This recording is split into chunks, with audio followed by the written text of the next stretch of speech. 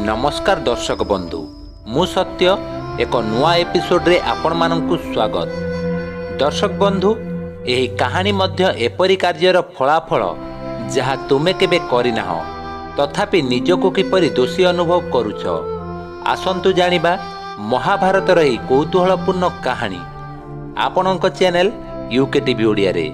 दर्शक बंधु भिडियोटी आरंभ करिबा पूर्वरु जदि आपण माने आम चैनल को सब्सक्राइब करि नाहंती तेबे आज ही आम चैनल को सब्सक्राइब करंतु आ पाखरे आसुथुवा बेल आइकन को मध्य प्रेस करि दियंतु आउ आम भिडियोटी को गोटे लाइक मध्य करि दियंतु।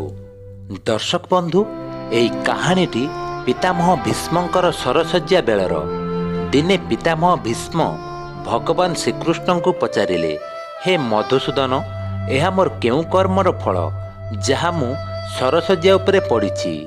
एहा परे भगवान श्रीकृष्ण तांको कहिथिले, तुमे से पूर्व 100 जन्मरे केबे काहाको आघात देना हो, किंतु 101तम जन्मरे थरे आपणक घोड़ा आगरे थिबा एक गछरु गोटे कर्कोटा खसी पड़िथिला आउ तुमे तांको तीर साहाय्य उठेई पछपटको फोपाड़ी देल आउ से बेरिया बुदा उपरे पड़ीगले आ तांको पिठी रे कंटा फुटीगला। एहा परे कर्कोटा बाहर को जीवा पई जेते चेष्टा कले भी आदौ बाहरी पारि नथिला। एहीपरि कर्कोटा 18 दिन बंचिथिले आउ शेषरे तुमको अभिशाप दे से मरीगले।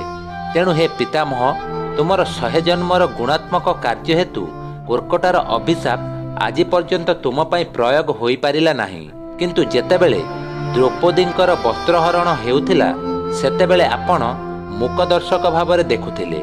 एही कारणरू आपणकर समस्त उत्तम कार्य दुर्बल होईगला एवं कर्कोटार अभिशाप आपणक पई प्रयोग हैला। तेणु दर्शक बंधु प्रत्येक व्यक्ति को निज कार्यर फल किछि समय किंबा अन्य समय रे भोगिबाकू पड़िथाए। दर्शक बंधु आजिर भिडियो रे एतिकी। जदि भिडियोटी आपण मानको भल लागि थाए गोटे लाइक निहाती करंतु आउ चैनल को सब्सक्राइब करी हमको विदाय दियंतु। जय जगन्नाथ, जय भारत।